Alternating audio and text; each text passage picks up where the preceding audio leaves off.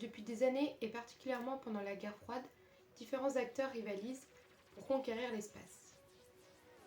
Les ambitions exposées à ce moment-là refont surface en 1970 avec de nouveaux acteurs, ce que l'on nomme la course à l'espace. Comment la course à l'espace est-elle menée depuis la guerre froide à nos jours ?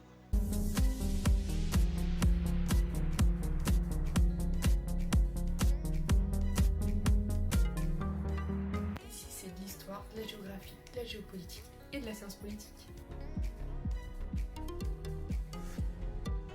Comme vous l'aurez compris, aujourd'hui nous allons parler de la course de l'espace des années 1950 à l'arrivée des nouveaux acteurs. Allez, c'est parti! Dans une première partie, nous allons voir l'affrontement américo-soviétique. Donc tout d'abord, nous allons commencer par les rivalités. L'Amérique, on voit qu'elle se met au travail dans cette conquête car ils ont mal vécu l'exploit soviétique de 1957 qui consiste à la mise en orbite de Sputnik. Ils veulent donc faire mieux et rivaliser comme on le voit dans American Life où les soviétiques sont surnommés les rouges. Ceci est rebasculé à l'inverse avec les Russes suite à la mission Apollo où les premiers à avoir marché sur la Lune sont des Américains. Mais ils mettent quand même quelques temps à réagir et ils se souviennent des hommes qui ont eux aussi avancé dans cette conquête et qui sont morts, aussi bien américains que soviétiques. Donc ça, ils ont conscience de ça, les Russes, et ils sont plutôt contents de cette avancée.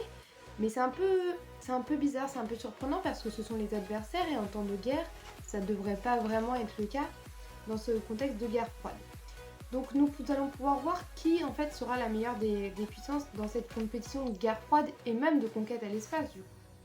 Tout d'abord, c'est la puissance soviétique qui a été affirmée lors du discours de Khrouchtchev, où il montre la liberté du peuple, leur grande réussite russe, le premier vaisseau satellite, il rappelle des exploits, il montre que c'est un peuple émancipé et qui fait évoluer l'humanité et rappelle donc leur doctrine et leur puissance comme si c'était la meilleure, celle marxiste-helléniste, en temps de guerre froide. Cependant, on voit aussi l'avancée de la puissance américaine grâce aux capacités scientifiques, où on voit notamment le président John Kennedy à la hauteur du lanceur Saturne, comme on peut le voir sur l'image, à côté du directeur de la NASA et d'un ingénieur. Ensuite, dans notre nouvelle partie, nous allons voir les nouveaux acteurs dans cette course à l'espace, et notamment la souveraineté spatiale.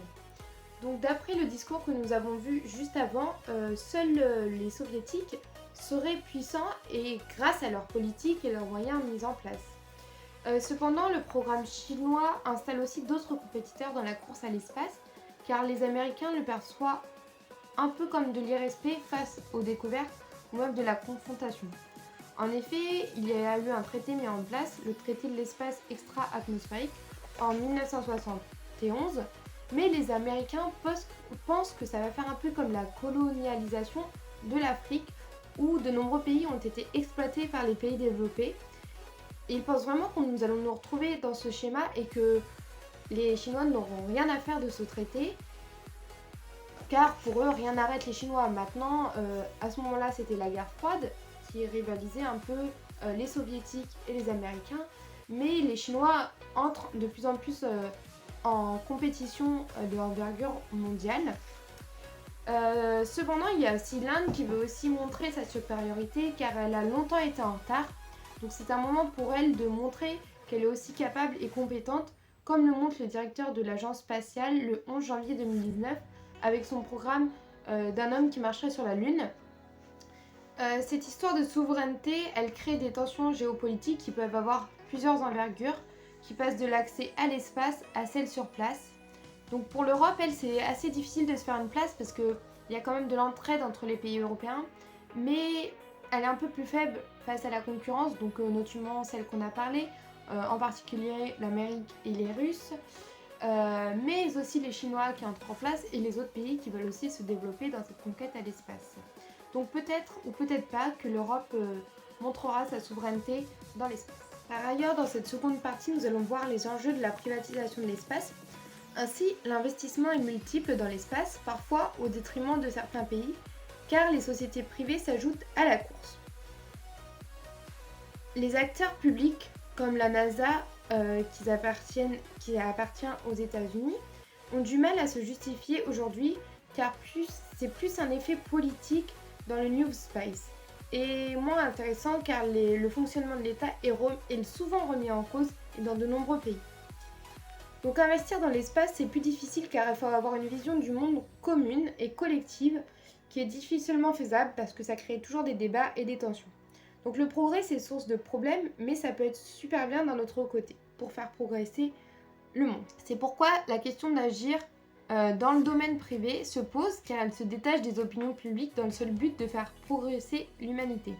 Nous le voyons bien avec Elon Musk, le fondateur de SpaceX, qui cherche plutôt une avancée même s'il profite de ce travail pour se commercialiser. Pour conclure, pendant la guerre froide, l'acquisition de territoires spatiaux était un moyen de montrer sa puissance et sa supériorité face aux pays adverses.